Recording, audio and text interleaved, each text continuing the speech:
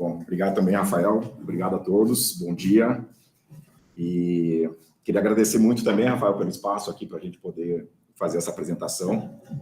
E eu vou falar um pouco sobre o Hyperledger Iroha, que é um projeto muito interessante na área de blockchains. Eu vou dar um contexto um pouco maior aqui para vocês situarem o que é o Hyperledger como um todo, né? É uma fundação, e aí especificamente vamos falar um pouco sobre esse projeto. E eu vou falar um pouco também de como que eu vim, como eu cheguei até aqui, né? Até para situar um pouco todo mundo, né? Quando eu decidi fazer o mestrado aqui na Unijuí, na verdade eu entrei como aluno especial. E que me atraiu inicialmente foi muito a questão da matemática computacional, no primeiro momento, né? E aí eu tinha um projeto inicial lá, na verdade, trabalhar com algoritmos de predição na área de blockchains, somente para a parte de investimento, essa era a minha ideia. Mas eu cheguei num ponto onde eu precisava entender o que era blockchains naquele sentido, né? Eu precisava entender um pouco mais. E aí eu percebi que para entender um pouco mais eu precisava trabalhar em algum projeto, né, que tivesse como sustentação a parte de blockchains. E aí, quando chegou a época de definir um orientador, comecei a conversar um pouco com o Rafael, a gente delimitou uma área, depois surgiu a oportunidade também de trabalhar com o Thiago, né, como co-orientador, e o meu trabalho todo no mestrado ele está relacionado com descentralização e com o uso de blockchains para uma área específica, que é a área de ciência aberta, né, ou ciência descentralizada. A gente entende que existe aí uma oportunidade para que essa infraestrutura ela possa melhorar a qualidade de pesquisa científica, de publicação de pesquisa, publicação de dados relacionados à pesquisa também na área de blockchain. E daí veio a necessidade, então, de, né, identificando que eu precisava realmente trabalhar com uma plataforma de blockchain, eu fui buscar me aprofundar um pouco mais nesse conhecimento. Aí eu trouxe esse livro aqui, até que eu queria deixar na biblioteca depois para a gente, Rafael. Que esse livro aqui é um livro super interessante que fala sobre, né, construa seu próprio blockchain. Tá? E é um livro, então, que ele trabalha os aspectos conceituais, né, muitos dos quais o professor Molina apresenta no curso dele, né? Então, os aspectos bem conceituais, mas ele se aprofunda depois nas questões mais técnicas de implementação, só que ele faz uma implementação em cima de Ethereum, né, que é uma das redes de blockchain. E, para mim, aí começou a complexidade toda, né, porque o Ethereum é uma rede bastante robusta, super interessante também, só que ela é uma rede onde a linguagem de programação é bastante específica. Né? Você tem que trabalhar com Golang, né, como linguagem de programação, para a parte de contratos inteligentes, né, você tem que ter um domínio de Solidity também. Então, isso colocou para mim, né, me impôs uma barreira de entrada muito grande, porque eu não sou um programador, né, e eu também demandar tempo para estudar uma linguagem de programação muito específica, para uma aplicação muito específica, ia me consumir muito tempo. Então, comecei a fazer algumas pesquisas, né, para ver se eu encontrava alguma alternativa, né, que pudesse, então, criar uma plataforma de blockchain, mas que tivesse um nível de entrada, né, a barreira de entrada fosse menor para o meu nível de conhecimento na época. E foi aí que eu cheguei no Hyperledger como um todo, nessas pesquisas. Então, a minha ideia aqui, pessoal, é apresentar para vocês um pouco dessa minha jornada aí com o Hyperledger da Iroha, né? Mostrar um pouco dos conceitos, né? E a partir desses conceitos, depois fazer uma apresentação um pouco mais prática. Tá? Então, esses são os objetivos principais. Então, fazer uma introdução ao que é o Hyperledger da Iroha 2, né? A versão 2 já desse blockchain, e depois fornecer aqui alguma orientação para a criação de uma rede de testes, né? Uma testnet. Esses são os dois objetivos principais. Então, assim, existe um aspecto mais conceitual, né, do que é a rede, né, e depois uma parte mais aplicada, mostrando como essa rede de fato funciona. A gente tem aqui no laboratório, né, uma rede dessa já funcional há algum tempo. Então, vamos lá. Então, tem alguns aspectos aqui de agenda, tá, que eu vou apresentar. Vou falar um pouco sobre a Fundação Hyperledger, porque eu acho que é bastante interessante. Não sei se vocês já conhecem, né, ou já tiveram algum contato, mas é muito interessante conhecer o aspecto de organização da fundação como um todo. Depois eu vou falar sobre o Iroha, né, uma visão geral, conceitos, componentes, arquitetura, né, um modelo de dados, né, falar um pouco como ele suporta contratos inteligentes, quais são as APIs e SDKs que estão disponíveis, e fazer alguns testes, né, com alguns tipos de clientes e mostrar como fazer a monitoração dessa rede também. tá? Então, a ideia é que a gente consiga dividir aí uma parte mais conceitual, depois uma parte mais prática. Tá? Bom, então vou começar falando um pouquinho sobre o Hyperledger Foundation, tá? E o aspecto interessante aqui é justamente a forma como funciona essa fundação, tá? O Hyperledger Foundation, na verdade, ele é uma fundação que ela é filho da Linux Foundation, tá? Então, a Linux Foundation foi a que organizou toda a parte de open source dos projetos relacionados com Linux, né? Uma série de projetos. Então, ela, digamos, é uma organização mãe do Hyperledger Foundation. E no Hyperledger Foundation, né, que é uma organização sem fins lucrativos, que é mantida pela indústria, então, assim, vários players, né, vários fornecedores da indústria hoje aportam investimento, né, para o desenvolvimento do Hyperledger Foundation, e com isso existem uma série de projetos, né, que estão disponíveis. Então, queria só falar rapidamente aqui sobre alguns detalhes que eu acho que vale a pena conhecer, né? Então, primeiro, em relação à fundação, algumas figuras aqui para a gente se situar.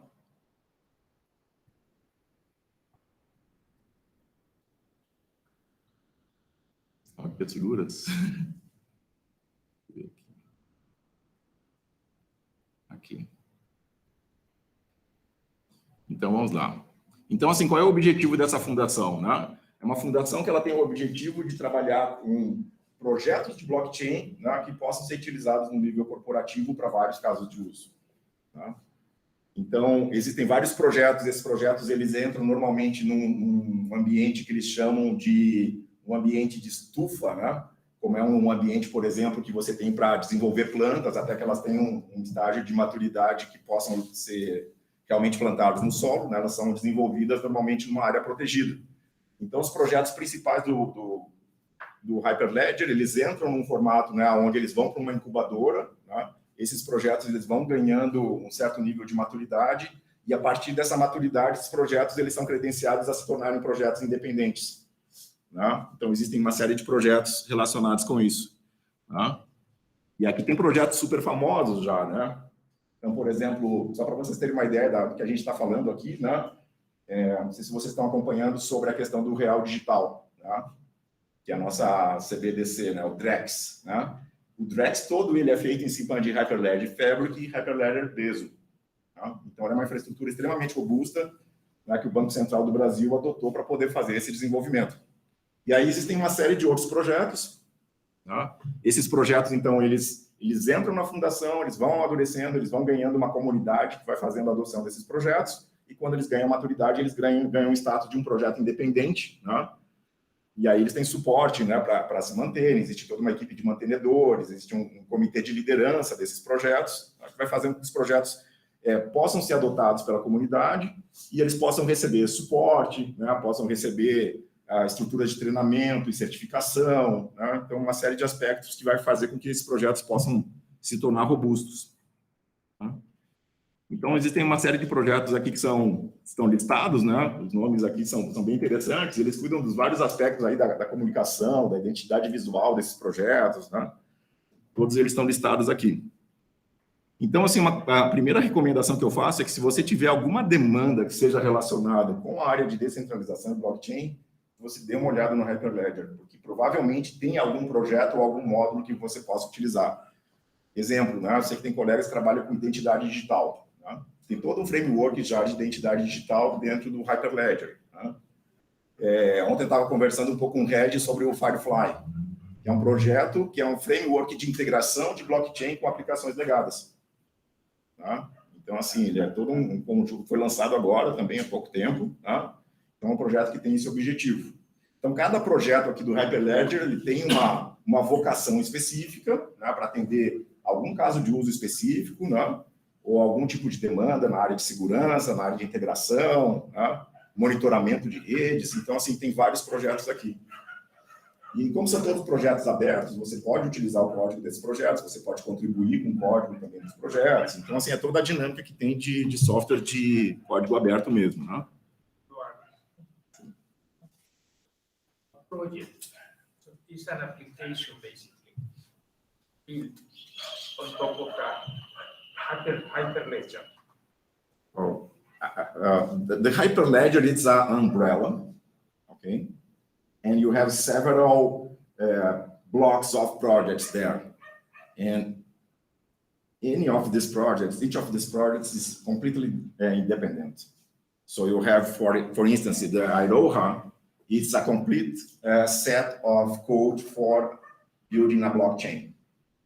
Well, put it this way, so all those projects, 1, 2, 3, do they share the Hyperledger, the same Hyperledger, or each of them have individual Hyperledgers?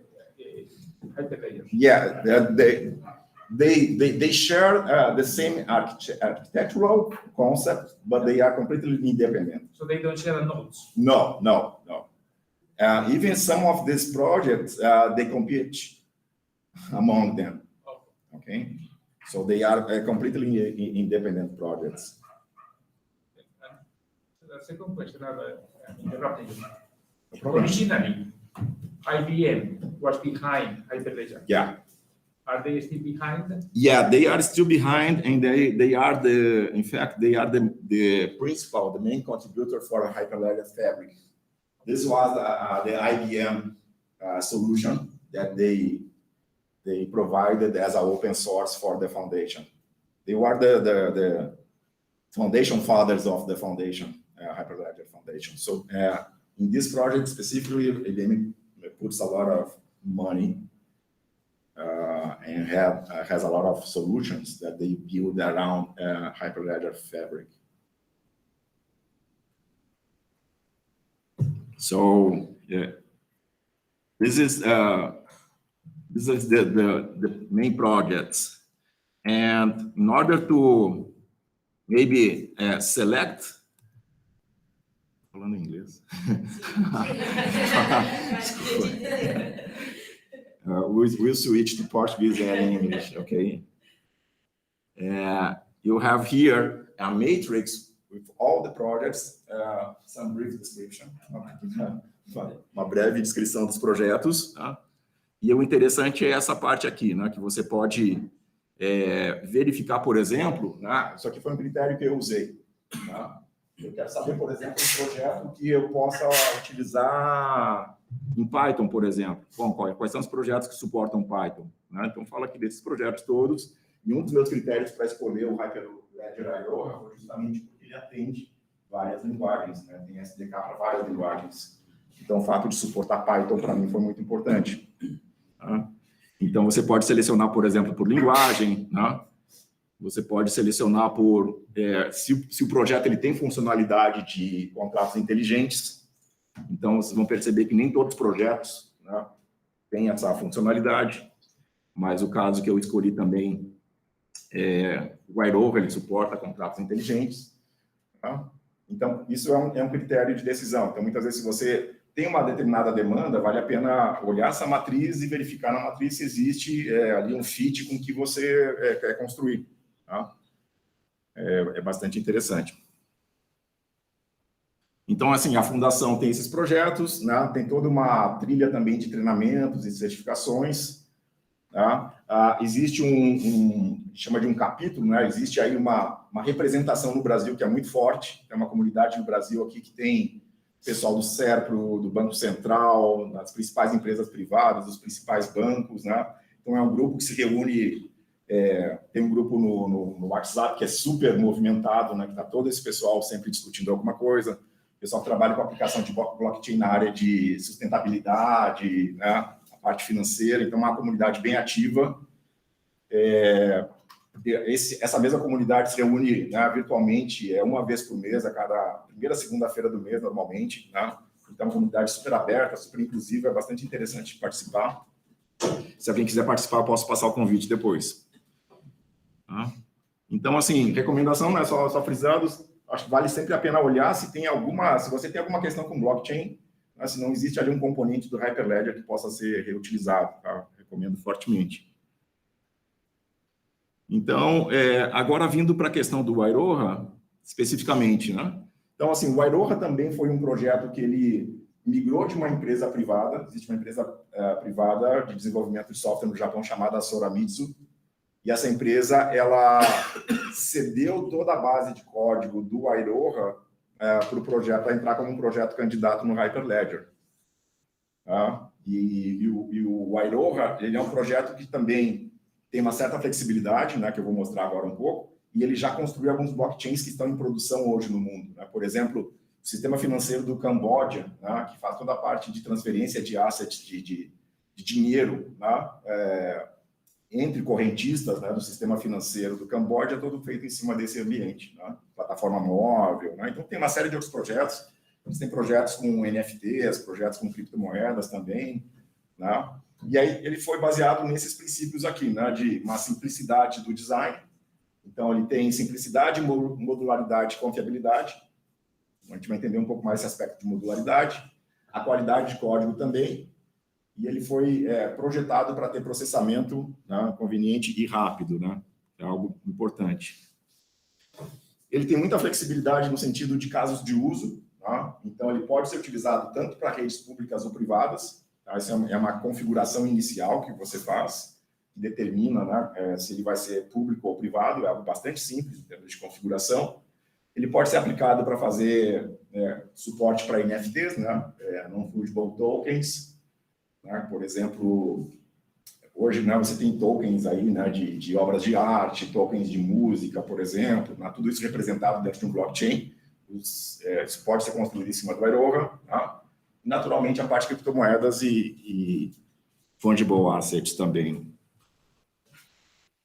Aí alguns aspectos que são importantes, né? A implementação que ele faz de um sistema de tolerância a falhas, que é o chamado, né, BFT.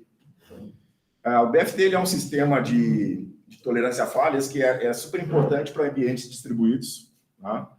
Basicamente, ele é baseado em um algoritmo que ele mantém capacidade de que a rede consiga se manter funcional, mesmo numa situação de falhas. Né? Uma situação de falha de um node da rede, por exemplo, um comprometimento com um ataque de um node, ou, né, uma quantidade de nodes. Essa arquitetura do BFT é uma arquitetura que ela permite que você tenha a entrega dos serviços da rede, né, de forma transparente, mesmo sob uma condição adversa. Um outro aspecto importante, né, para mim é extremamente importante, é a questão do WASM. Né? O WASM é um protocolo, na verdade é um framework para você também desenvolver contratos inteligentes em outras linguagens além do Solidity. Então, por exemplo, aqui é possível você implementar contratos inteligentes com Rust, por exemplo, tá? Que é uma linguagem, eu diria, um pouco mais acessível, assim, né, de entrada. Então, permite que você possa portar outros contratos, né, ou criar contratos de uma forma mais simples, utilizando o WASM para poder fazer isso. Né? Outro aspecto importante, eu já mencionei, a questão desses SDKs, né, tem uma série de SDKs disponíveis. Então, se você é um programador em JavaScript, Java, Kotlin, Rust, né, você vai encontrar uma forma de interagir com a rede a partir das linguagens. E aí permite uma estrutura toda que é baseada em domínios, né, vou mostrar um pouquinho mais essa hierarquia, né, e capacidade de multi-assinatura. Né. Basicamente, toda transação que você faz dentro de uma rede blockchain, ela depende de uma assinatura digital, né, a partir da sua chave privada. Então, ele suporta que você tenha múltiplas chaves privadas para poder fazer as suas transações. E aqui, só para entender um pouquinho também, né, isso aqui, pessoal, esse material todo é um material que está na documentação, tá? É só repaginei ele aqui para a gente poder apresentar, mas é o material exatamente da documentação. Fala um pouquinho sobre um paralelo entre, né, o blockchain e um computador, né, uma metáfora para compreender um pouco mais isso. Né? E isso aqui vai abrir um espaço para a gente poder falar um pouco da arquitetura. Então, se a gente pensar que um computador, normalmente você tem, né, dispositivos de entrada, aquela parte, né, bem básica, né, quando a gente fala de computador, nós temos dispositivos de entrada, você tem um processador e você tem uma unidade de armazenamento. Isso é o conceito básico de um computador que a gente usa. Se a gente for fazer, né, se a gente fosse dizer aqui que esse computador é um blockchain, né, a gente teria essa definição aqui, ou seja, existem uma série de bibliotecas que são clientes, né, que fazem a entrada de dados, né, aceitam dados dentro de um blockchain, né, o Iroha Peer, que basicamente é o node, né, que vai receber esses dados, e a gravação disso é feita no blockchain, que é o processo todo, né, que é o software que gerencia todo esse ambiente. Então, basicamente, essa aqui é uma visão da arquitetura, né, para a gente entender um pouco como funciona. Então, o que vocês vão perceber aqui que tem, na camada de cima, você tem uma interface do usuário. Essa interface ela pode ser por linha de comando, que é o que eu vou mostrar aqui hoje para nós, tá? Mas você pode ter aplicações de vários tipos, né? Aplicação web, uma aplicação mobile. Né? No meu protótipo, por exemplo, o objetivo é ter uma aplicação baseada em Python, em Flask. Tá? Essa aplicação vai ser um front-end web, né, que vai interagir com o blockchain. Então, ele vai fazer chamadas nas APIs, né, de Python para poder fazer essa interação com o blockchain. E essas interações elas podem ser de alguns tipos. Elas podem ser interações que vão ser simplesmente consultas, a gente chama de queries, né, as consultas, ou podem ser interações que são transações, né, onde você modifica o estado da rede, né, com uma gravação, por exemplo.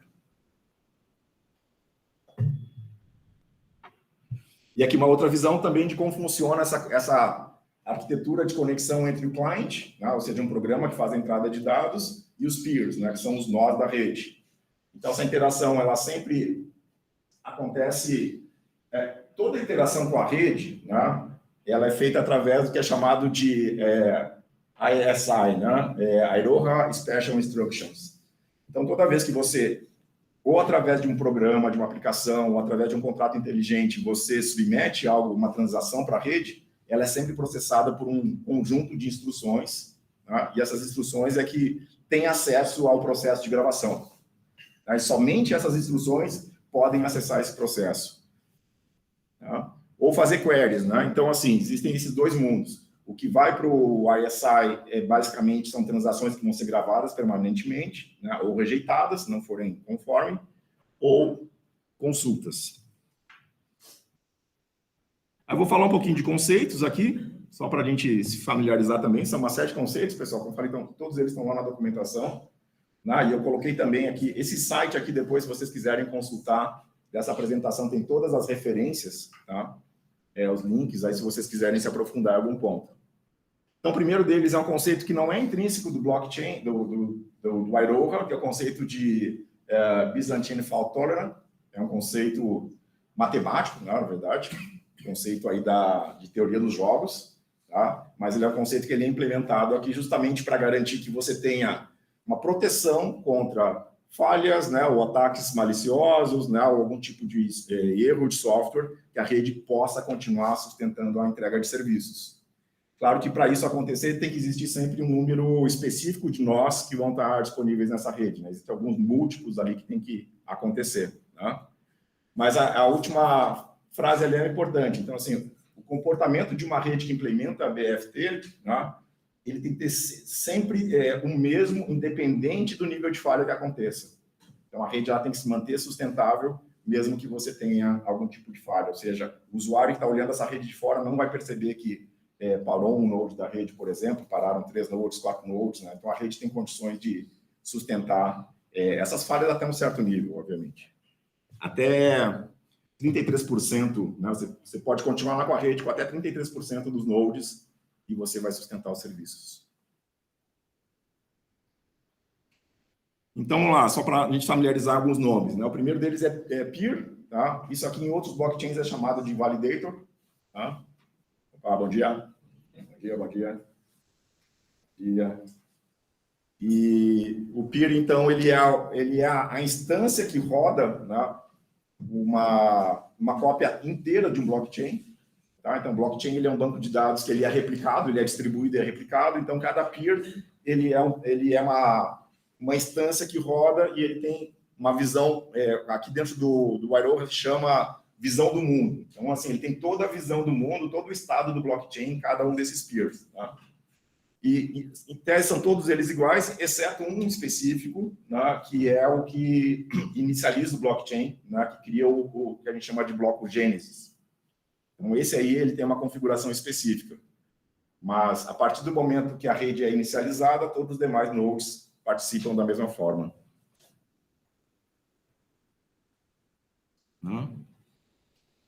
Aqui também são alguns outros termos, né, como esse view change. basicamente, se existe alguma falha em se chegar ao consenso, né? O que é o consenso? Basicamente, o consenso se existe uma transação que acontece na rede, essa transação ela tem que ser distribuída de forma igual, uma cópia dessa transação em todos os nodes da rede, e se não existe isso, né, é disparado esse evento dizendo, olha, começa o processo de novo de replicação porque ele não foi feito corretamente. E para isso é necessário eleger um líder, né? Normalmente, o conceito de consenso aqui é a definição aleatória de um líder, ele lidera o processo de gerar o consenso e fazer a gravação dos dados. Outro conceito que é importante também, e esse é um conceito também geral de blockchains, tá? Se você for pegar, por exemplo, Bitcoin, Ethereum, essas redes todas elas vão ter esse conceito de um bloco Gênesis. Tá? Gênesis no sentido de que é o primeiro, né? É o primordial aqui. Então, toda a rede é iniciada dessa forma. Né? Então, quando você coloca o primeiro node, né, o primeiro peer na rede, ele gera esse bloco inicial, né, as instruções também com que essa rede vai rodar, e a partir desse bloco inicial, ela se configura para aceitar a admissão de outros nodes da rede também.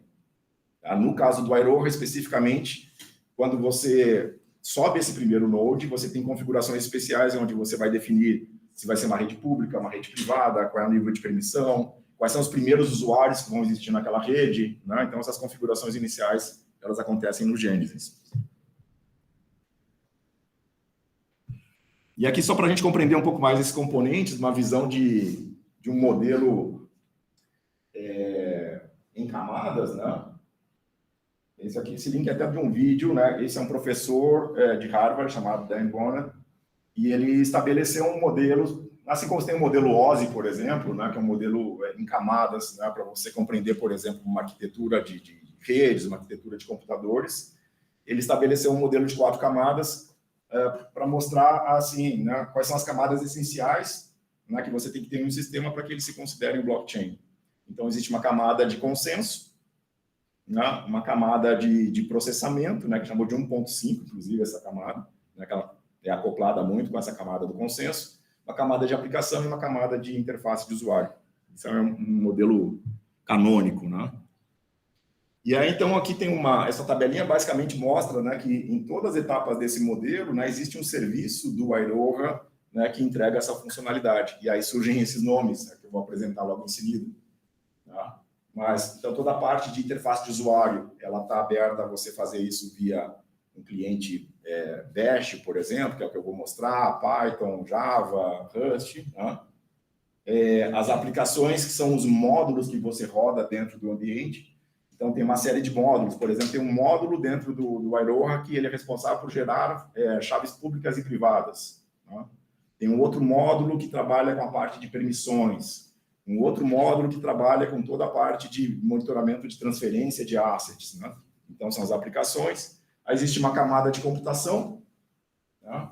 Que é essa que eu falei que são esse conjunto de instruções especiais. E a camada de consenso que implementa o BFT. Né?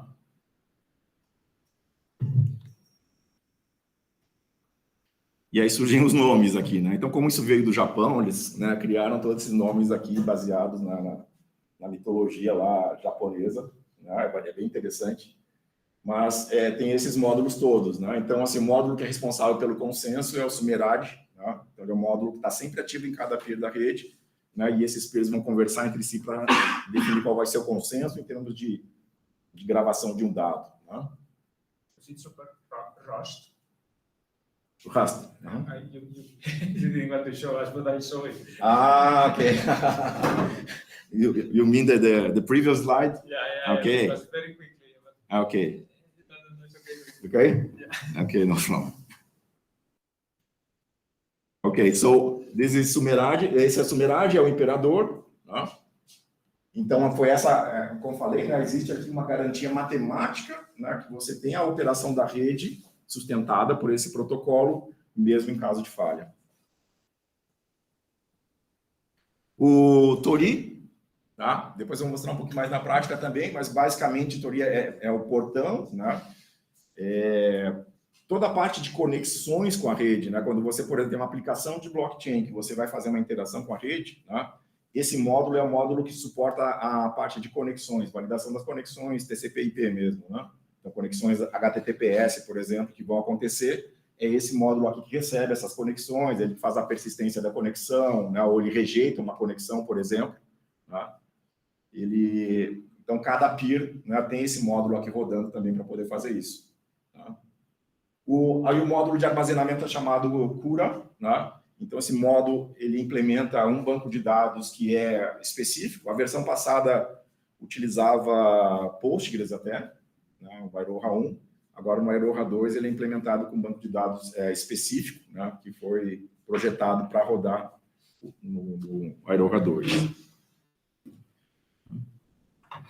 Esse aqui é um módulo bem interessante também, chamado Kagami, né, que é um módulo que ele é um utilitário, basicamente, para fazer uma série de funções. Então, assim, você tem situações onde você precisa gerar um arquivo de configuração, né, do seu ambiente, né, para configurar o cliente, configurar os peers, né, ou gerar chaves privadas e públicas.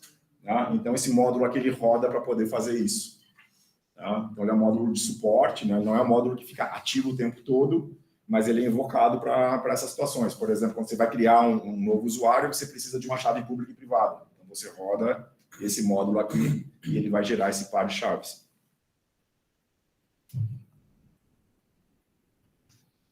E esse aqui é o Rigiri, né, que é um sistema de reputação. Né? A ideia é que você possa, por exemplo, ter uma rede muito densa, né, uma priorização de comunicação, por exemplo, entre nodes. E quem faz essa decisão é esse Rigiri aqui. Esse é um módulo que, na verdade, na implementação que a gente fez, aqui a gente não está rodando ainda, tá? Porque a gente tem só 4 nodes. Ok, então um pouquinho mais de conceito, né? Então, o que é chamado de transação? Tá? A transação é uma definição bem clara dentro da visão do Iroha. Toda vez que você tem a intenção de fazer uma gravação, né, uma alteração de estado do ambiente, né, que é chamada visão do mundo, né? Mundo é toda essa estrutura de dados que está lá. Quando você vai fazer uma alteração dessa visão de mundo, isso é feito através de uma transação. Tá? O que pode ser um exemplo de transação? Uma criação de um usuário, uma criação de um novo asset, uma criação de um domínio, tá? Uma criação de uma permissão de acesso. Tá? Então, toda vez que você vai fazer uma gravação, e essa gravação é permanente, tá? Ela vai ser feita através... o nome dado para isso é transação. Tá? Então, ela pode ser feita através de uma aplicação, ou pode ser um conjunto de instruções que você coloca dentro de um contrato inteligente. Então, vou dizer, no contrato inteligente, faz uma query, verifica se esse domínio existe, se ele não existe, cria esse domínio, cria esses usuários e cria esses assets. Né? Então, é um conjunto, né, esse blob que ele chama aqui, é um conjunto, né, de transações que vai ser executada, compactadas num contrato inteligente. Consensos, a gente já falou bastante, né? Então, assim, esse aspecto que é importantíssimo, um dado só é gravado no blockchain se for atingido esse consenso. Enquanto não for atingido o consenso, por algum motivo o dado não é gravado, ou seja, ele é considerado não confiável, né? Só vai ser gravado posteriormente. Né? E, então, assim, aqui só detalhe um pouco que esse, né, que a gente chama de divisão do mundo, né, o estado do mundo, né, esse estado aqui, tem que existir uma garantia de que todos os pares, né, os peers que estão nessa rede, consigam ter o consenso de chegar à mesma visão de mundo para poder ter o commit de um bloco. Então, a partir do momento que todos têm a mesma informação, esse bloco é commitado e o dado é gravado. Então, aqui mostra-se aqui um workflow só mostrando um pouco sobre como é o sistema de processamento e validação. Tá? Então, toda transação ela vai para uma fila. Tá? E essa fila, então, se existe um líder já eleito, né, um node que é líder, né, ele diz que existe um bloco pendente, né, depois ele faz um lock, ou seja, ele faz uma trava da visão do mundo, ou seja, né, não existe outra gravação, outra alteração naquele momento enquanto vai ocorrer essa, ele valida esse bloco, né, coloca esse bloco para votação entre todos os pares, se todos os pares entram no consenso, votam, né, de que o bloco é válido, ele vai ser gravado.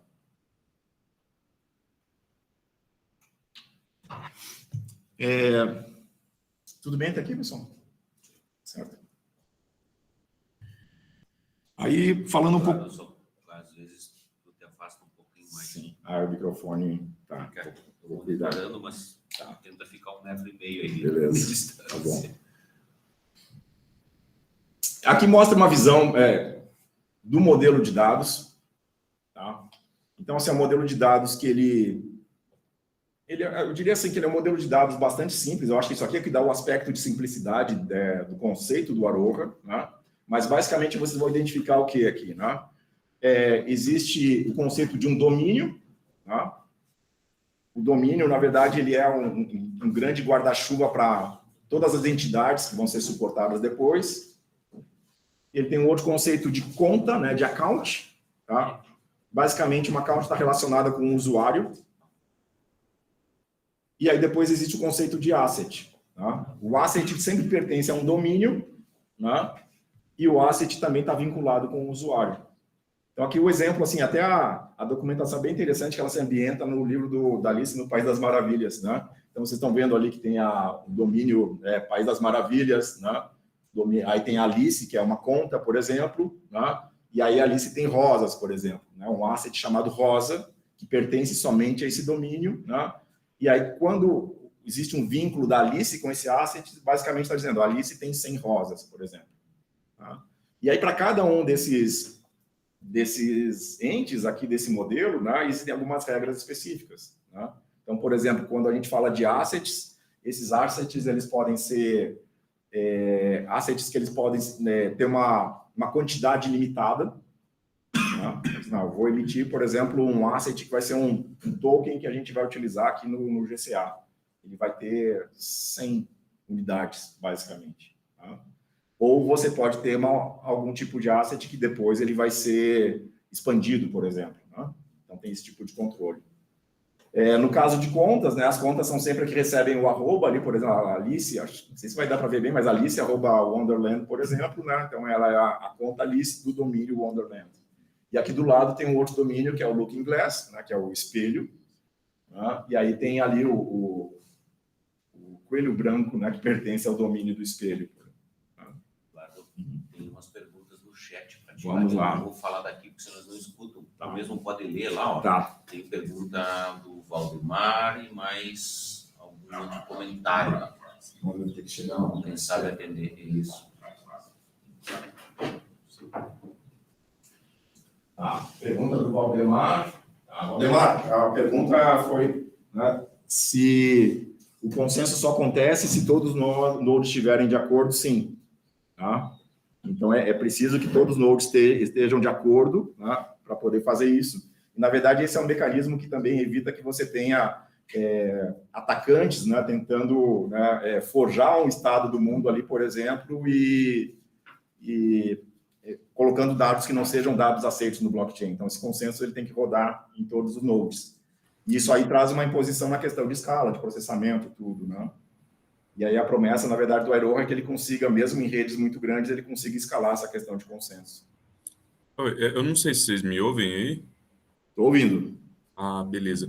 Não, pois a minha dúvida é mais porque a gente está trabalhando num projeto aqui na UFG que, no nosso caso, pelo menos, a questão do consenso não necessariamente vai acontecer com todos concordando, né? A gente entende que, por exemplo, 50% mais um já, em teoria, já seria o suficiente para o consenso no caso do nosso contexto, né? Essa questão do consenso, ela é adaptável aí na infraestrutura que você está trabalhando?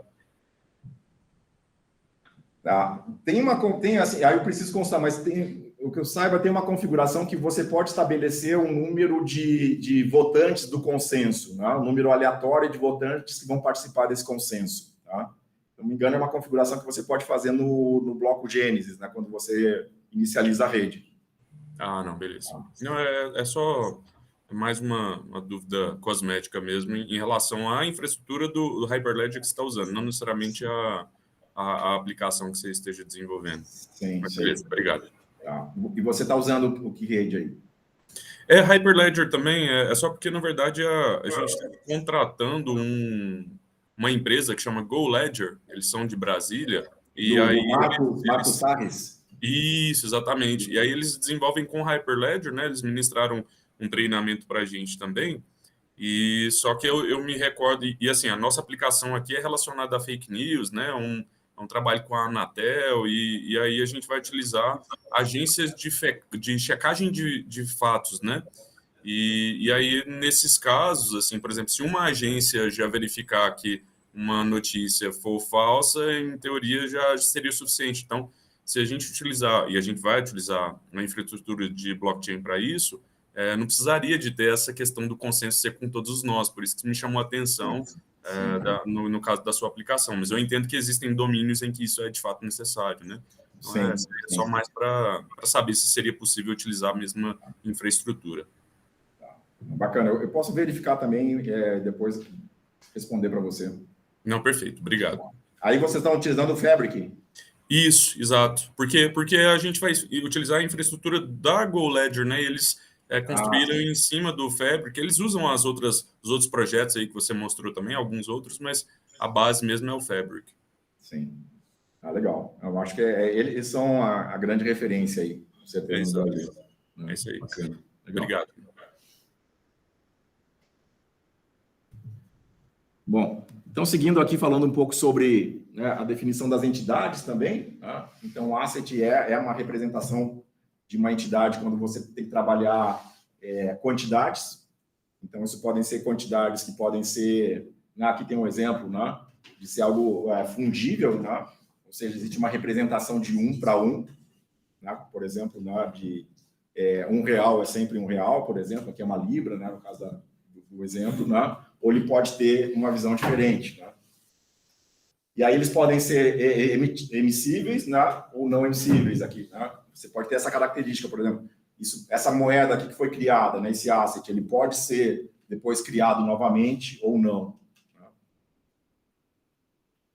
Então aí o processo que existe é um processo primeiro de registro e depois um processo de emissão, né, de um asset, né? São duas ações aí separadas.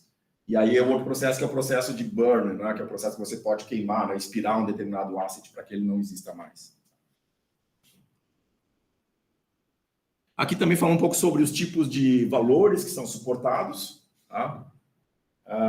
Isso aqui é bastante interessante porque quando você trabalha com valores, né? Então existem campos aí específicos, né? De, por exemplo, campos inteiros de 32 bits, né? De 128 bits, né? Ou campos fixos, positivos, né, que você vai usar para armazenar números. Né?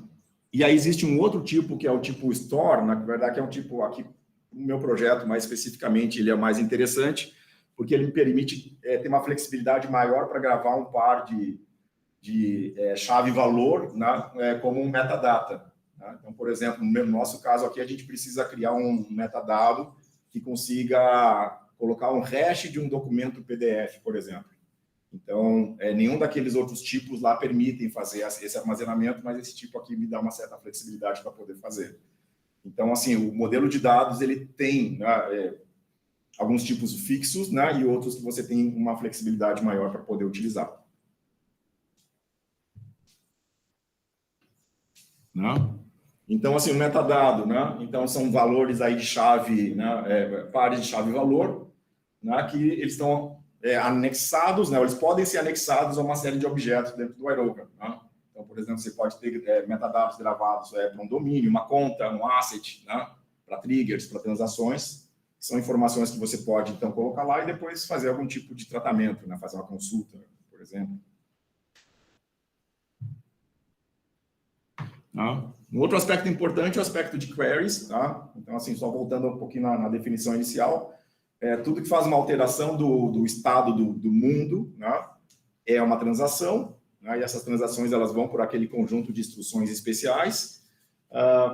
Tudo que é uma consulta é uma query, né, e as queries elas não têm nenhum efeito de alteração do estado do mundo. São basicamente consultas, e elas são consideradas, se comparadas com uma transação, elas são consideradas um tipo de transação, de operação leve, né? Uma operação mais leve que pode ser feita. Então, basicamente, quando uma requisição acontece lá, ela é uma consulta, ela retorna um resultado, né? Basicamente sem fazer nenhum tipo de alteração. Então, essas instruções elas podem existir, né? dando uma resposta sobre o estado do mundo, né, sobre todos esses objetos. Então, você pode fazer queries, né, pesquisando, por exemplo, na conta Alice, né, quantos assets rosa existem na conta Alice, por exemplo. Né? Então, é um tipo de consulta que vai ser feita.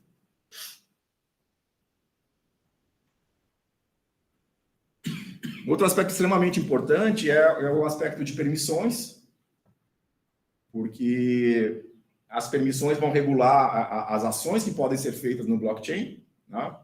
É como você tem, por exemplo, o mecanismo de direito de acesso, né, de uma aplicação, de um sistema de arquivos. Né? Você tem dentro de um blockchain também, você tem as permissões. Então, as permissões, elas são tokens, né?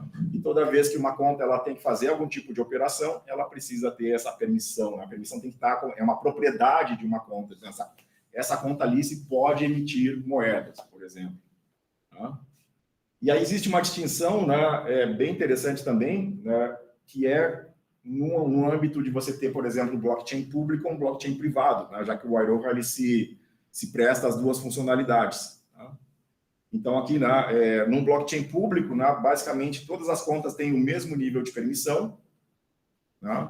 E se a gente tem um blockchain privado, você tem algumas contas que têm mais privilégio e essas contas, elas gerenciam as demais. Né? Então, você vai ter, por exemplo, administradores, né, dentro dessa rede, e se é uma rede permissionada, se você quer participar dessa rede, você tem que submeter a sua requisição a algum critério, e o administrador, que tem permissões, vai dizer, não, eu vou criar uma conta para você. Isso é um processo que vai criar uma conta para você, e essa conta pode ser, vai ser criada, né, vai ser utilizada.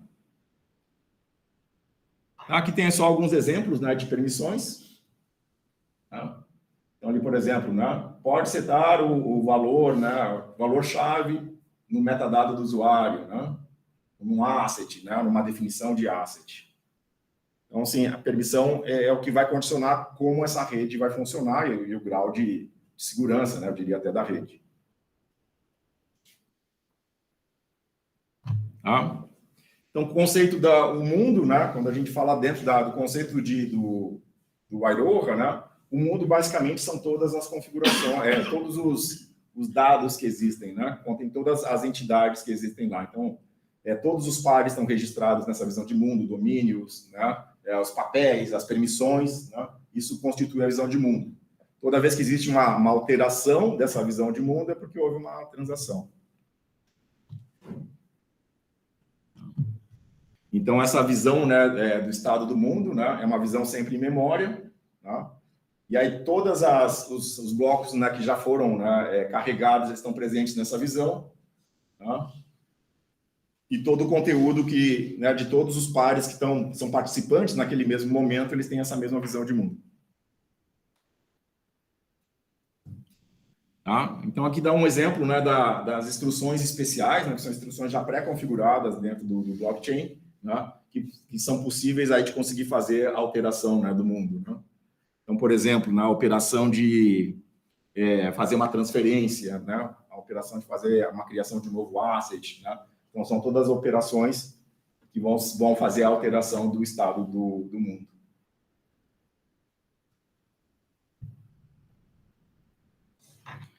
Ah, e aqui eu trago só um pouquinho também mais sobre essa questão da distinção do conceito de blockchain público e privado. Né?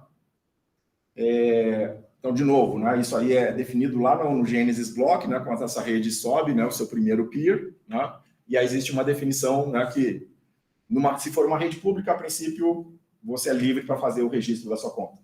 Basicamente, acontece com redes aí públicas, né, criptomoedas, por exemplo. Tá? Então, você só precisa de um cliente para poder fazer uma interface com essa rede e você cria a sua conta lá. Né? Bitcoin, por exemplo, você vai ter lá, né, o seu par de chaves lá, público e privado, né, e aí você estabelece seu endereço dentro daquela rede. Você não precisa pedir permissão para ninguém para poder fazer isso. Você vai lá e simplesmente cria, né?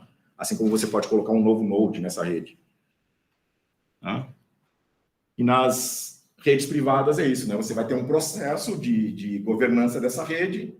Nesse processo você tem usuários com mais privilégio.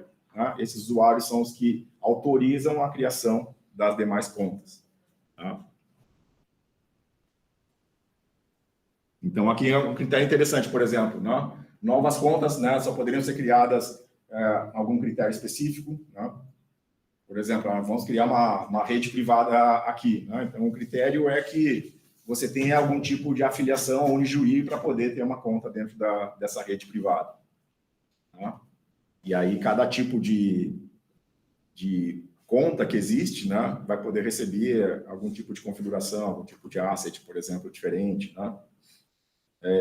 Ou outras situações, fico imaginando, a gente fala muito daqui da parte de cidades digitais, por exemplo, né, onde você vai ter uma série de dispositivos IoT que estão coletando dados e precisam gravar esses dados dentro de um blockchain, por exemplo, né? Será que todo mundo que tiver um dispositivo coletor lá, por exemplo, vai poder gravar, né, seus dados nessa rede, né?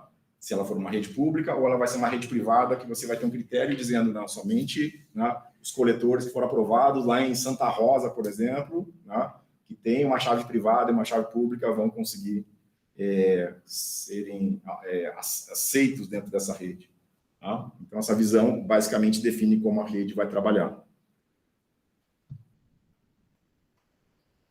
Ok. Como é que estamos de horário? Bom, aí eu tenho aqui só para falar um pouco mais, e esse foi um dos critérios que eu usei também para definir a minha escolha, né? São essas libraries, né, que você tem de cliente que você pode utilizar. Então, tem Bash, Python, Rust, né, Kotlin, Java e JavaScript. Então, na minha visão, isso aqui, eu acho que talvez seja uma grande fortaleza que exista, né, pelo menos do nível experimental, né, para nós aqui que estamos estudando, experimentando com blockchain, é que você facilmente, vamos só colocar entre aspas esse facilmente, depois eu explico, mas assim, você tem aí uma porta de acesso, né, se você tiver um domínio de uma linguagem aqui, você consegue realmente já fazer algum tipo de artefato, né, e fazer uma criação de uma aplicação, né, através dessas linguagens aqui. Tá? Então, acho que existe aí uma porta de entrada, né, para se utilizar um blockchain que é um pouco mais acessível. Tá? Ok. Eu vou apresentar um pouco sobre o ambiente que a gente implementou aqui, dar alguns detalhes sobre esse ambiente, né? Acho que pode ser interessante para quem tem a necessidade ou tem a curiosidade de implementar um ambiente semelhante, tá? Então, vou discutir um pouco sobre aspectos aqui do ambiente como um todo, né? E aí depois eu vou fazer algumas interações ali, principalmente com o cliente Bash, mais para dar uma visão, né, de parte de consultas e de queries e de transações também, tá? Bom, então, primeiro, esse aqui é um aspecto importante, tá? Se vocês estiverem vendo a tela aí, é a parte de monitoração, tá? Isso aqui foi uma própria sugestão do próprio projeto do Iroha, né? Se você for na documentação, ele sugere que você obtenha as métricas aí de desempenho da rede através de alguma plataforma de monitoramento, e eles próprios sugerem aí o Prometheus para isso, tá? Então, já tem, inclusive, um arquivo, né, pré-configurado, já uma instância de arquivo YAML, né, disponível lá para poder fazer essa configuração. Então, no nosso caso aqui, é um container Docker, né, que é uma instância do Prometeu, e o Prometeu, ele monitora aqui para a gente, né, monitora os 4 nodes que a gente tem, os 4 pares, né, os peers que a gente tem nessa rede. Se você for observar aqui, né, todos eles têm o mesmo endereço IP, tá? O que diferencia aí cada um desses peers aqui é a sua porta TCP que está sendo usada, né? Então, você tem aqui o Gênesis, ele foi criado aqui nesse primeiro aqui, que é o 8180, e depois ele tem ali 8181, 8182 e 8183. Tá? Essas aqui são as portas de coletas das métricas. Tá? E aí existe uma outra porta, que é a porta que faz a parte de conexão com o módulo que eu apresentei para vocês lá, que é o Tori. Né? Então, toda a parte de aquisições HTTPS, elas são direcionadas para esse módulo. Então, essa aqui é uma interface para poder fazer o monitoramento. Tá? Basicamente, então, aqui a gente tem os 4 serviços, 4 peers estão ativos nesse momento. Tá? E a gente pode fazer uma consulta aqui, por exemplo. Essa consulta vai ser feita em tempo real aqui, né, para obter as métricas que você tem, por exemplo, nesse ambiente, nesse momento. Vou dar um zoom aqui só para a gente poder ver um pouquinho melhor. Tá? Essas métricas aqui, então, já estão definidas, né? Então, basicamente, ele lista aqui para mim os domínios que foram criados, Então, ali tem os nomes, né? Beatles, Crockett Ground, Garden of Life Flowers, né? Então, foram os domínios que a gente foi criando aqui dentro dos testes, tá? Então, cada um desses domínios aqui, se o consenso estiver funcionando, né, e ele está aqui nesse momento, essa mesma consulta, se ela for feita nos outros peers, ela tem que dar o mesmo resultado, ou seja, a visão de mundo que cada um desses peers mantém, ela é basicamente a mesma, tá? Então, aqui tem uma lista, né, sobre todos os domínios, né? Esse número que tem aqui na sequência, ele basicamente mostra quantas contas tem dentro desse domínio, né, se existe, né, tem domínios aqui que não tem contas, tem domínios que tem 3 contas, por exemplo, né? O block right, basicamente a altura, né, que você tem, a quantidade de blocos que já foram emitidos dentro dessa rede, né? E aí tem algumas outras totalizações. Então, o importante aqui, basicamente, é considerar que já existe aqui uma primeira visão, né, que você pode fazer nesse monitoramento do Proteus em relação ao comportamento de cada um dos peers. Então, aqui, transações aceitas, rejeitadas, né, total de transações e assim por diante. Então, essa é uma primeira visão. Basicamente, você vai obter essa visão e ela tem que ser a mesma quando a gente tem cada um dos nodes.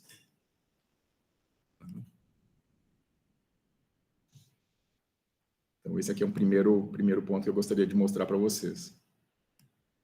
Nossa telinha aqui ela é mais apertada, eu preciso fazer um certo malabarismo aqui. Tá? Então, aqui dos 4 nodes que você tem essa visão, né?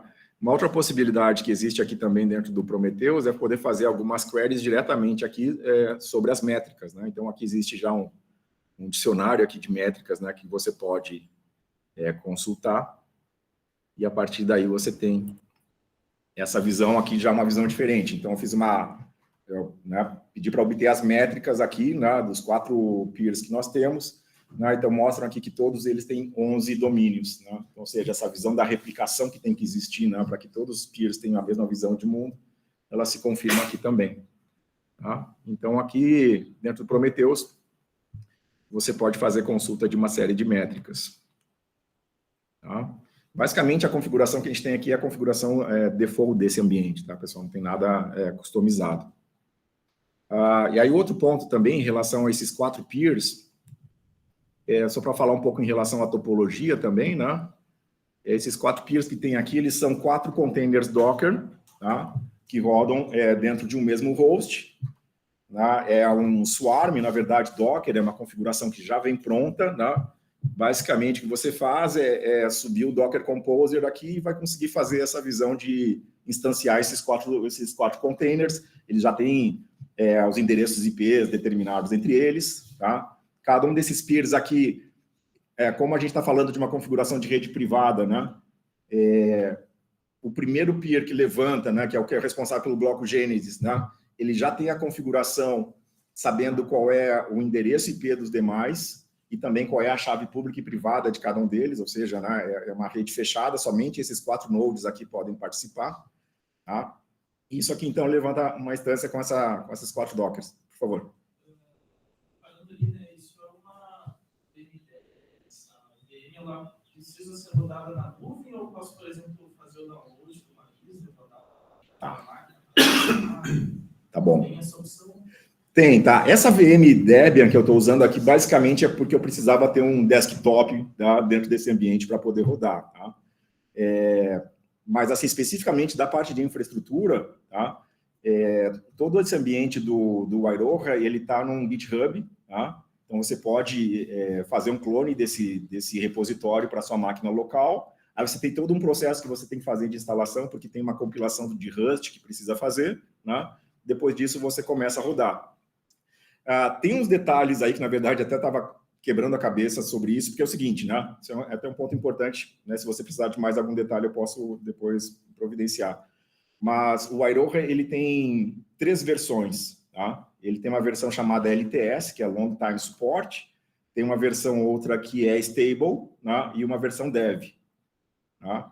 E aí, qual é o compromisso, né, do projeto? Que a versão LTS seja a versão que as modificações que vão acontecer lá são as consolidadas e que vão ser suportadas no futuro. Tudo que está lá está no futuro. O Stable é a versão, bom, né, do conceito de Stable mesmo, né, de um stack que está stable, né, que ele é funcional, né? E o dev é o stack onde tudo pode acontecer. Na verdade, ele pode estar funcionando ou pode não estar funcionando em algum momento. Só que o que acontece é o seguinte, né? As versões que estão lá no GitHub, nem sempre a versão do client é a versão que você escolhe do que está publicado lá do Iroha, elas são compatíveis. Então, às vezes tem que encontrar um commit específico aqui dessa versão com essa aqui para poder fazer a coisa funcionar. Tá? Isso aí é a parte que mais me deu trabalho. Mas é conseguir trabalhar com o pessoal da comunidade lá para a gente chegar nessa versão. Mas respondendo, então, assim, você precisa basicamente desses 4 containers, né, para poder fazer isso. E aqui, essa parte que você está vendo aqui, basicamente, ela nem é um pré-requisito. Basicamente, você precisa ter um acesso SSH para poder acessar essas máquinas aí. Tá? Com SSH você faz tudo. Então, assim, a partir do momento que você tenha consiga abrir uma sessão SSH, né, com essas máquinas, você consegue fazer o gerenciamento todo. Tá? A única atenção realmente são essas versões aí, que é algo um pouco mais complicado, às vezes, de conseguir fazer. Tá? Eu tenho aqui no meu Git, eu coloquei, depois, se você quiser, tá? Eu já coloquei aqui, na verdade, todo esse setup também, tá? Inclusive essa parte que eu levei algumas cabeçadas aí, né, ultimamente, né? Eu já coloquei aqui no Git também, então já está tudo mais mastigado ali, tá? Para poder fazer. De qualquer forma, assim, o que é bacana é que, assim, que existe uma comunidade que suporta bastante, assim, quando a gente precisa de algum tipo de apoio. Respondi para você? Legal. Bom, então aqui falamos sobre os 4 containers. O que mais que eu queria falar? Então, assim, esses 4 containers são Swarm, né? Eles rodam 4 instâncias de Docker entre si. Se você for usar o Prometheus, basicamente é uma instância separada também. E no nosso caso aqui, a parte de cliente Bash eu estou rodando num container, e a parte de cliente Python no outro container também, é para não ter mistura de versões de libraries, esse tipo de coisa que às vezes dá um pouco de complicação. Tá? Ok. Bom, então esse aqui é o primeiro ponto que eu queria mostrar para vocês. O outro ponto aqui, na verdade, já é olhando o host, né, que está suportando essas máquinas, essas VMs. Tá? Então, aqui vocês vão perceber que eu tenho, né, esses 4 Dockers aqui. Esse aqui é o Swarm que eu estava falando para vocês. Né? Então, tem as portas de comunicação aqui, né? Vocês estão percebendo que existem 2 tipos de porta. Tá? Então, existem as portas que são as conexões do Tori mesmo, né? Que são as conexões de consulta e de transações, e existe a porta que reporta as métricas. Tá? Quando você levanta esse ambiente,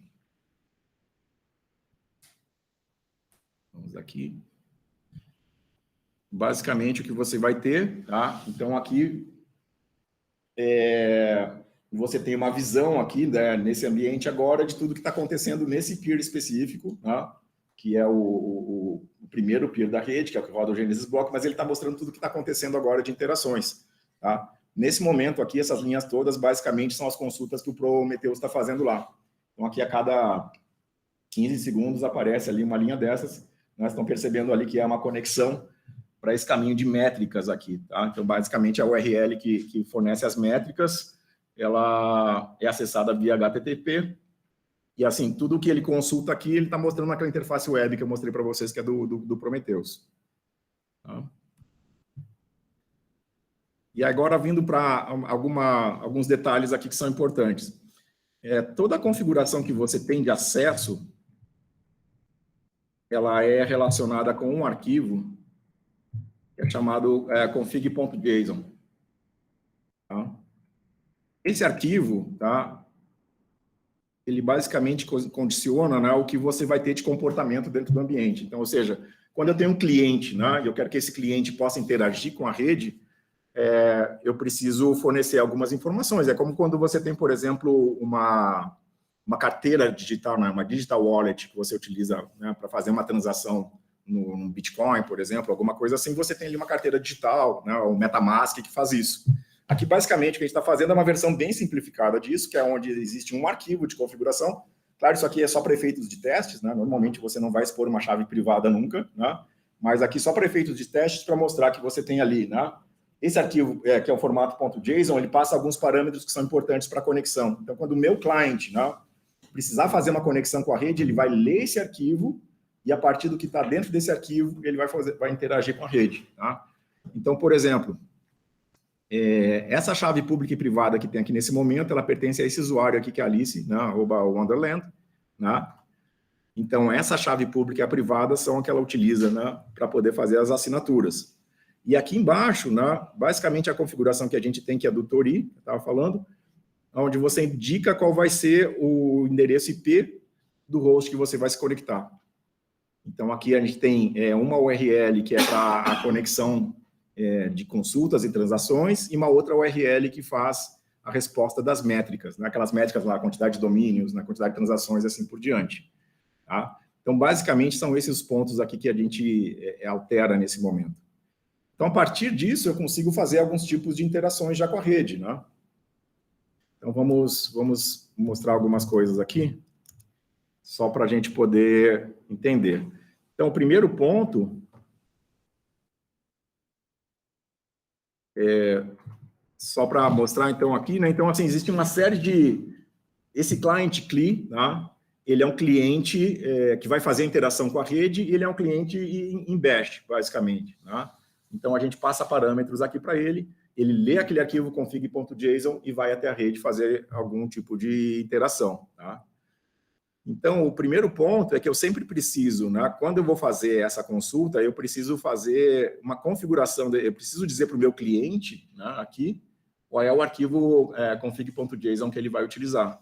Né? Então, por exemplo, aqui eu peço para ele rodar aqui, né? Então, ele rodou o cliente, ele leu lá o arquivo .json e ele está pronto agora para poder fazer algum tipo de consulta. Né? Então, a primeira consulta que eu vou fazer aqui, vou fazer uma consulta para listar todos os domínios.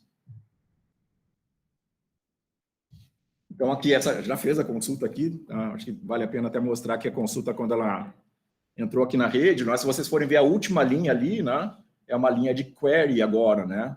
As outras são metrics, e ali agora subiu um pouquinho, mas é uma linha onde mostra query. Então, o que eu estou fazendo aqui, basicamente, é com esse cliente submetendo uma consulta que teve uma resposta. No caso aqui, a resposta que eu obtive é nesse formato aqui, .json. Quase .json, que não é bem formal nesse sentido. Mas, basicamente, aqui ele está listando... né, o comando que eu dei aqui foi um comando de consulta de domínios, né? Ele pediu, está listando aqui todos os domínios que eu tenho nesse ambiente. Então, do que a gente pode fazer a interação aqui com o blockchain, essa primeira parte é uma simples consulta, né? Que podemos fazer. Além disso, só voltar aqui para o nosso histórico aqui né? Então, assim, a gente pode listar domínios, né? A gente pode listar os assets que a gente tem. 18. Tá? Então, por exemplo, aqui listou todos os assets, né? Então, ali existe uma estrutura, por exemplo, né? O asset ali é doorknob, né? Do lado da história da Alice no País das Maravilhas, né? Então, ali está dizendo que esse asset, né? Essa conta chamada White Rabbit, ela tem 5 desses assets aí. Entende? Então, a partir do momento que ele tem esses assets, ele pode fazer transações com isso, transferir para outro, por exemplo, né? Fazer algum tipo de transação. Então, cada asset que existe já definido aqui na rede, né, que foi criado, ele é registrado aqui e ele é consultado com esse comando. Né? Alguns já vieram já no Genesis Block, outros a gente foi criando aqui conforme foi fazendo os testes. Tá? Então, são essas pequenas interações que a gente pode fazer aqui que são bastante interessantes. Né? Uma outra delas que é bastante interessante também é sobre... Existe um pipeline de eventos, né, que basicamente vai colocar esse cliente num modo de escuta, né, e aí todo evento que acontecer de transação, né, ele vai ser logado aqui também. Então, se eu criar uma nova conta, ele vai aparecer aqui. Né, se o bloco foi comitado, se um bloco foi rejeitado, ele vai aparecer a partir daqui dessa forma. Então, em geral, quando a gente está fazendo operações aqui, a gente deixa uma tela, né, do terminal com esse cliente, né, e vai observando aí como vão acontecendo as interações. Ok.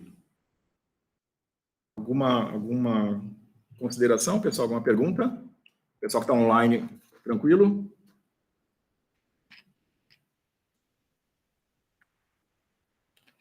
Legal.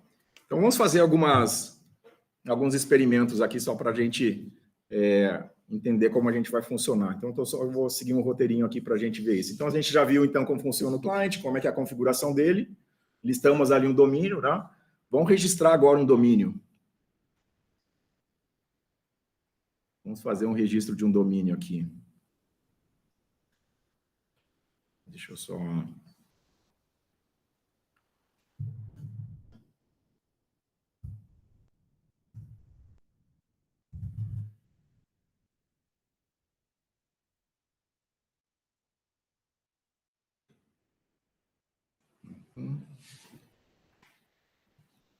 Então, eu vou pegar aqui só o comando para a gente fazer um registro de um novo domínio.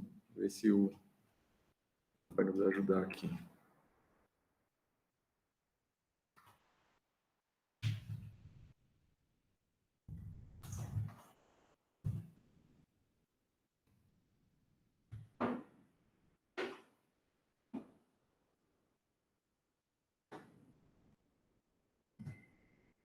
Então, vamos lá. Então, o que eu estou fazendo agora? Né? Então, um comando ali onde eu invoco o cliente, né? Estou dizendo para ele fazer, né, pegar o objeto domínio e fazer um registro desse, né, de um novo domínio, e ele vai ter ID Unijuí. Tá? Então, basicamente, ele fez isso agora. Se a gente for olhar agora dentro do movimento que está acontecendo aqui no blockchain, né, ele deve ter executado essa operação, né? Ou seja, ele submete essa transação ela vai ser recebida por um peer especificamente, vai existir um consenso para poder fazer a gravação dessa transação. E aí nós podemos dar uma olhada aqui, de volta no Prometeu, que eu acho que fica mais fácil, onde a gente pode fazer uma lista aqui de novo, para listar os domínios.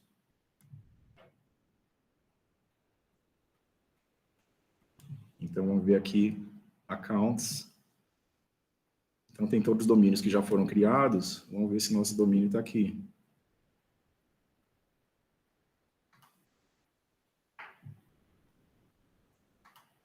Subir um pouquinho a tela.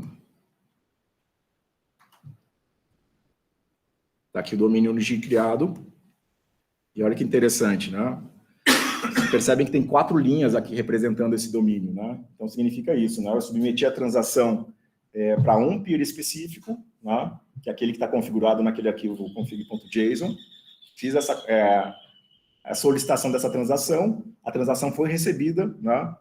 Ocorreu consenso entre eles, né? A replicação do dado, e esse domínio, então, foi criado. Né? Então, a partir desse momento, a gente tem um domínio Unijuí criado, né? E essa visão de mundo agora inclui esse domínio, né? Replicado entre os 4 nodes. Tá? Então, esse é um tipo de operação que a gente consegue fazer.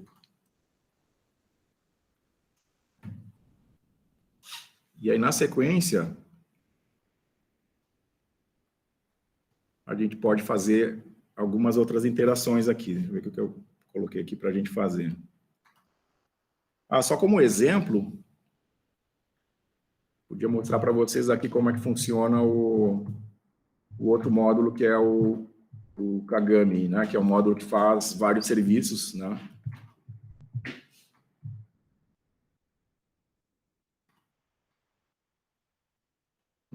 Por aqui, deixa eu ver se eu tenho.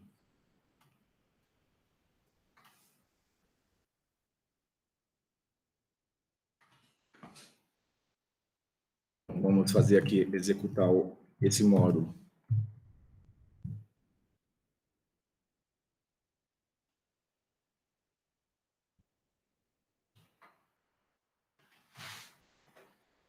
Opa.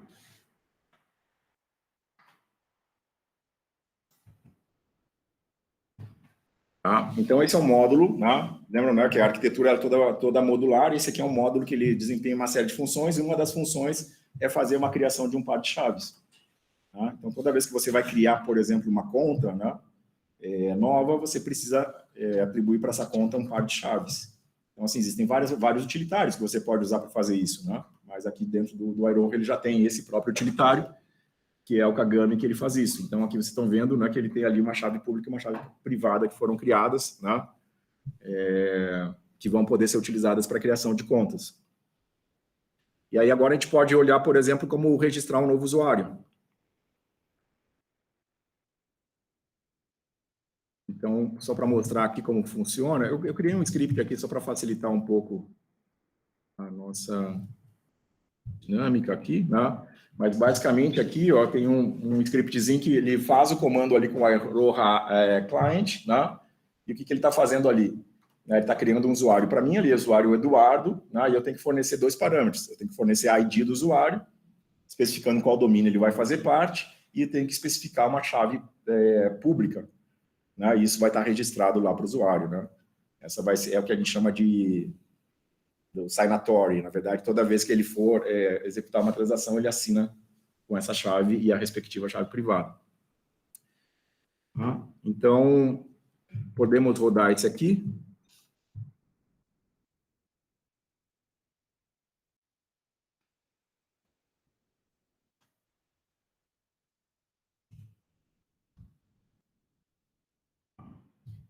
Ele não faz nenhum tipo de verbose aqui, mas a gente pode verificar, então, agora a transação lá, né? Então, assim, ele tem todas as etapas ali que ele está fazendo de validação dessa transação também, tá? Então, estou fazendo a criação de uma nova conta. Então, a partir daí, eu posso fazer toda a parte de transações, sempre dessa forma, com esse tipo de cliente. Da mesma forma, né, aqui a gente está usando especificamente esse aqui, uma questão mais de simplicidade, que é o modelo que está funcionando mais estável também, mas para fazer as outras operações também. Tá? Então, vamos olhar aqui que outras operações seriam possíveis a gente fazer. Então, a gente registrou um domínio, né, gerou um par de chaves para ele, gerou uma chave. E a gente pode criar um outro usuário aqui. Ou melhor, podemos fazer isso sim. Né? Só voltando aqui à questão do arquivo do...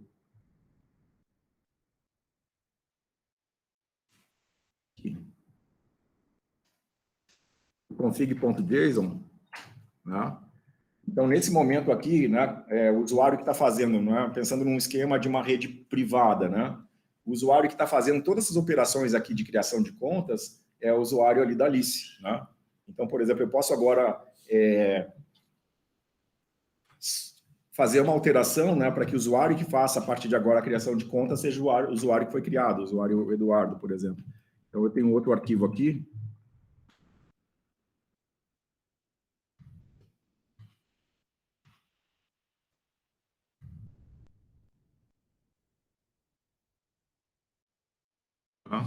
Não sei se você não conseguir perceber a diferença, mas agora esse arquivo aqui, o que houve de alteração nele? Né? Primeiro, eu especifiquei que o usuário agora que vai ser usado nas consultas ou nas transações, esse é o usuário Eduardo, né? E ele tem aqui um conjunto, né, um par de chave pública e privada que pertence a ele. Então, isso aqui vai habilitar com que ele faça isso. Né? Seria semelhante, pessoal, a uma... Por exemplo, você em um sistema, você fazer o login em um sistema, né, que você apresenta a sua identidade e a sua identidade, né, atribui o que você pode fazer. Tá? Então, nesse caso aqui, no esquema de um blockchain, normalmente você vai... as suas credenciais vão ser dadas a partir de uma chave pública e privada que você tem. Tá? Então, nesse caso aqui, a gente está fazendo essa alteração para que você possa ter, então, a partir de agora, o usuário Eduardo como usuário que vai fazer a criação dos demais objetos. Né?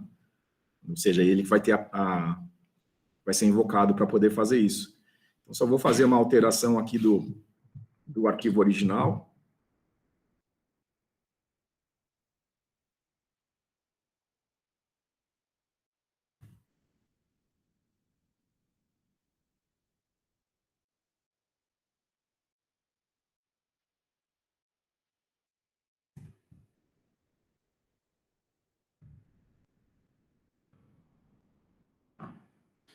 Então, ok. Então, agora a gente tem um novo arquivo. Né? O que eu preciso fazer? Eu preciso rodar novamente o cliente para ele ler esse arquivo e saber que a configuração vai ser essa daqui para frente. Né? Então...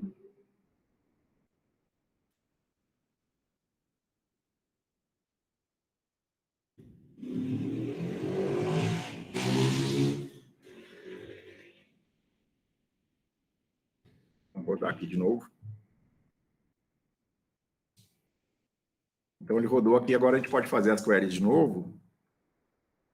Só para fazer um teste.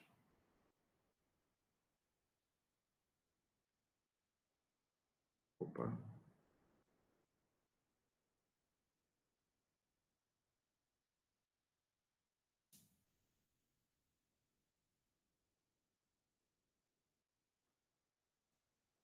Aqui.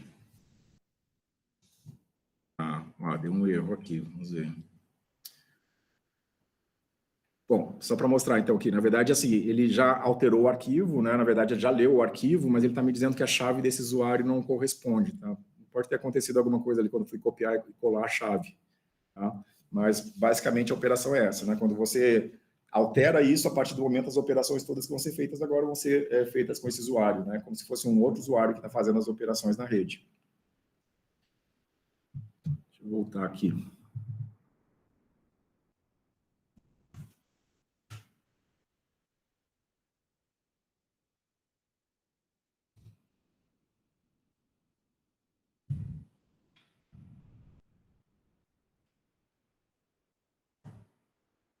Agora ele está de novo com a lista, está fazendo aqui a listagem. Então, acho que são essas operações principais. Vou ver se eu consigo mostrar mais alguma operação aqui para você. Vamos fazer vamos registrar mais um usuário. Edina, coloquei um usuário para você aqui, ó. Uma homenagem ao nosso colega mexicano, né? Então, assim, foi a criação de um novo usuário, e a gente pode agora fazer uma emissão de registrar um novo asset. Quer dizer, registra aí um bife agora. Está na hora já, né? Está na hora. Vamos registrar aqui um novo asset, então.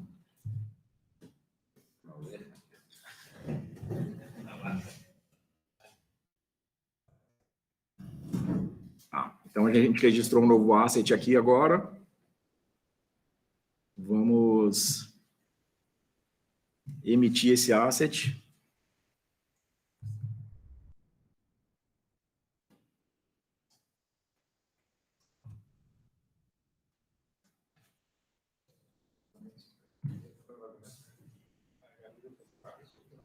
Uhum.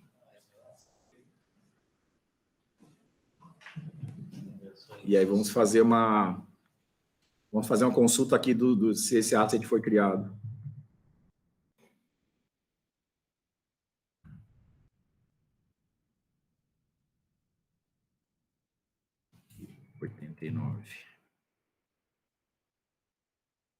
Então, ali, pessoal, esse asset que eu criei por último é esse asset chamado, né, GCA. Ele foi emitido ali, né, 100 unidades desse asset, né, vinculados aqui ao ID do Eduardo. Tá? Então, a partir do momento que eu fiz, então, assim, na sequência qual foi? Criou domínio, criou usuários, né, criou um asset, emitiu o asset, né, e agora esse asset ele pode ser transferido entre usuários. Ou seja, né, quem tem a posse do asset pode fazer a transferência para outro. Então, vamos só dar uma olhadinha nisso aqui também.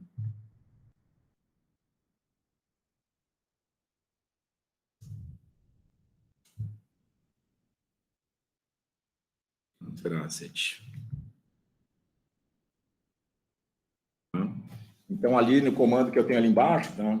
Se vocês puderem ver, é o comando que ele está fazendo, né? Então, uma transferência de asset do usuário, né? Eduardo, tá? Para o usuário Dina, especificando qual é o asset e qual é a quantidade. 5, por enquanto. Tá bom.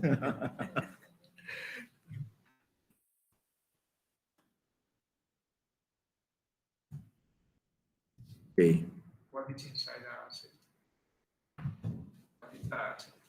The asset is... In this example, what is it's called a GCA, maybe a token that we're gonna use here in our group. Fictitious token. Okay. Então, aqui nós temos essa transferência de asset, né? Então, a gente pode fazer uma consulta aqui. Ali está. Nós temos esse asset aqui agora.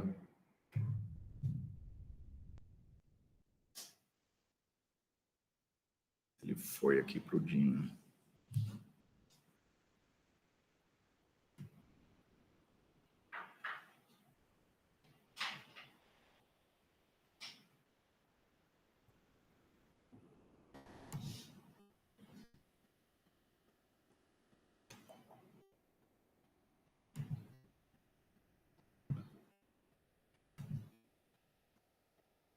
Ele não foi ainda. Se pode ter alguma coisa errada aqui.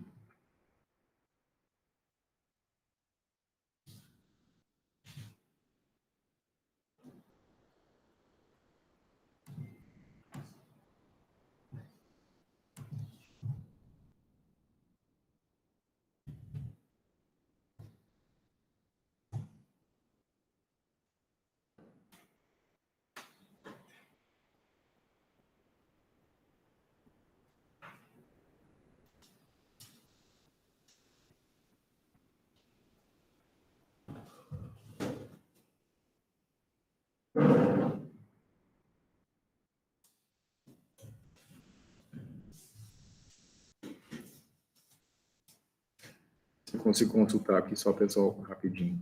Se a gente está com a conta do Dina criada.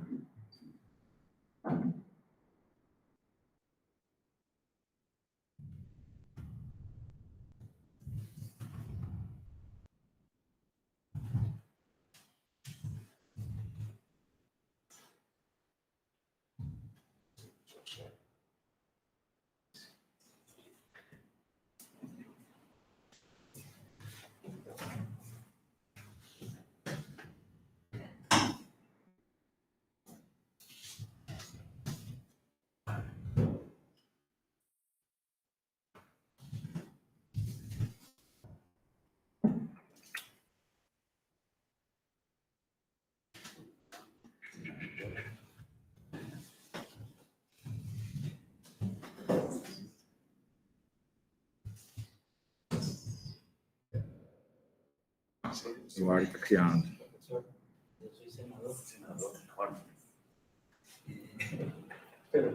Sí.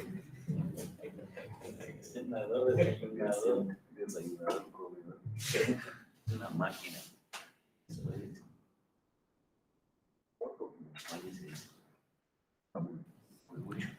Só para abrir mais um terminal aqui.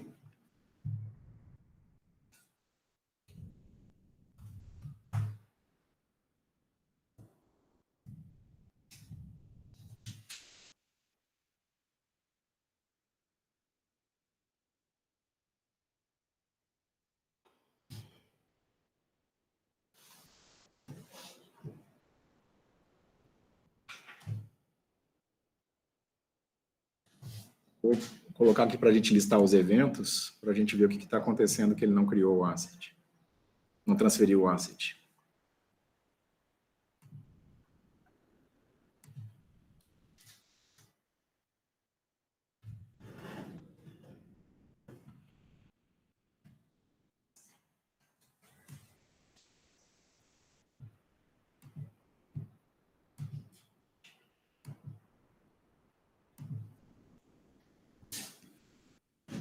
A gente vai deixar o monitoramento de eventos aqui rodando.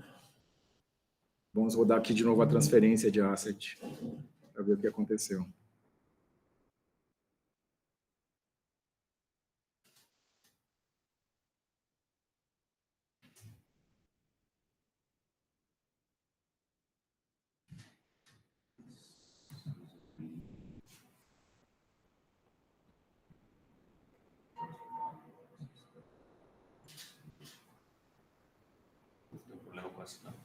Ele está dizendo que, na verdade, eu não possuo esse asset. Na verdade, teria que ser... Deixa eu ver se eu consigo fazer outro aqui. Oi? Sim. Tá.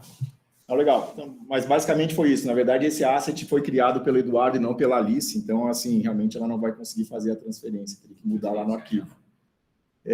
Bom, mas essa era uma linha geral aqui, pessoal, do que eu queria mostrar para vocês em relação a essas interações com o blockchain, tá? Tanto em cima do cliente Bash, como a parte do Prometheus. Eduardo. Sim. Dime. The transfer of assets. Is it controlled by a smart contract? Who allows you to transfer assets for a proxy for transferring? Okay. So the asset transfer at the first level, it's regulated by a permission. So you have to have this permission to transfer assets from user A to user B. Okay, and this interaction here is it's only about a command line interface interaction for this.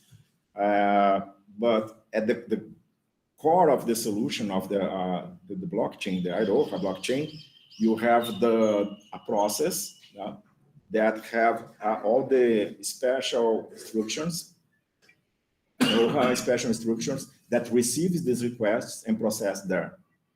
So this could be via the command line interface, via Python, Java, or even a smart contract. You could instruct that on a smart contract. There must be some conditions Yeah. to stop you to allow you to transfer assets. So there must be some smart contract behind, I think. Yeah, this Iroha special instructions, they act as a smart contract that regulates all the aspects of a transfer. So at the core of the solution, this ISI that receives a transaction, validates like on a smart contract, and allows or reject the transaction. So here, I think a smart contract is stopping you from.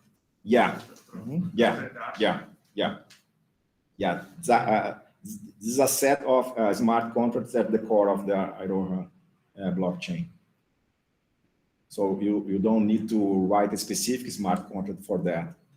That's built in the solution. Ok. Bom, pessoal, então eu acho que era isso que eu queria mostrar para vocês, mas tem alguma pergunta, algum ponto que vocês gostariam de discutir? Pessoal que está lá online também. Ali tu apresentou tentando transferir um asset de um usuário para o outro, né? Sim. Então, essa rede ela permite criar vários assets diferentes para serem transmitidos. Sim, tá? Isso está relacionado com, principalmente com esse modelo de dados aqui. Não sei se vocês já estavam aqui a hora que a gente falou do modelo de dados, mas a gente pode aproveitar e mostrar aqui. Aqui, tá? Então, o que acontece, né? Você tem, primeiro assim na hierarquia, você tem desse modelo de dados, você tem domínios, tá? Então, domínios são esses agrupamentos, né, desses objetos todos. Por exemplo, o domínio Unijuí, né? Aqui é o domínio Alice no País das Maravilhas. Nesse domínio você pode ter contas e você pode ter assets, né? E você pode ter N assets diferentes, tá? Dentro de um mesmo domínio. Mas o domínio, ele pertence, ele é sempre aqui. Não sei se dá para ver bem a anotação aqui, mas o domínio, ele pertence a um... Vou aumentar um pouquinho aqui. Não vai. O domínio, né? Você tem ali a conta, é alice@wonderland, né? E você tem o asset, né? Que ele é um rose, cerquilha aqui, né? O hashtag, na verdade, o Wonderland, né? Tá? Então, esse asset, né, ele é vinculado primeiro quando você registra, você diz em que domínio que ele faz parte, tá? E depois, quando você emite, você diz para quem você está emitindo ele, a quantidade que você vai estar emitindo. E aí tem outras características também, né? Que você pode dizer se esse é um tipo de asset que ele pode ser emitido mais vezes, uma quantidade maior deles, ou é uma quantidade fixa, tá? Mas você pode fazer, na verdade, só que tudo que você precisar representar em termos de uma quantidade que você vai interagir, né, você pode registrar como um asset, por exemplo. Eduardo, I'm thinking ahead. Thinking ahead now. I think here you have the main concepts and elements to create scarce objects. Okay, yeah. More or less visualize. Okay. That you have the accounts, you have the assets, and you have relationship between. Yeah. I think from this slide, Yeah. Sorry. I leave them out of the discussion. First of all, he has to give us your decision. Will you join the project? Okay. I think so. Like in a marriage. If I you do. decide to manage, project that you have. Yeah, yeah. You have the data model, you have the relationship between domains, you have accounts, and you have assets. Yeah, and we even have rules to Sim. conditionate these assets too. This is what I can see here. Yeah, maybe a starting point. Yeah, maybe. So, I could see you being a top from transferring an asset, basically. You being a top, I think, from transferring. I need to think more carefully. Okay, yeah, maybe we can spend later on this, but maybe we have something here to develop. Com certeza, isso dá para. Eu Sim. também acho que quando tu falou ali, na verdade, por exemplo, que eu dei na sala, né, de nós trabalharmos com uma passagem, né, a gente consegue modelar tudo aqui. Exato. E implementar Sim. todo com isso, né? A questão é que a gente quer jogar isso dentro, a gente quer fazer a implementação, né, dos capabilities no hardware base. Então esse é o ponto que a gente precisa. Mas o caminho é por aí. Pode ter um caminho por aqui, né? Com certeza, Sim. é uma forma de... Legal. Então, assim, a questão dos assets, respondi para você? Tá, legal. Pessoal, mais alguma pergunta? Pessoal do Equador, do México, do Amazonas, de Humaitá, Três Passos.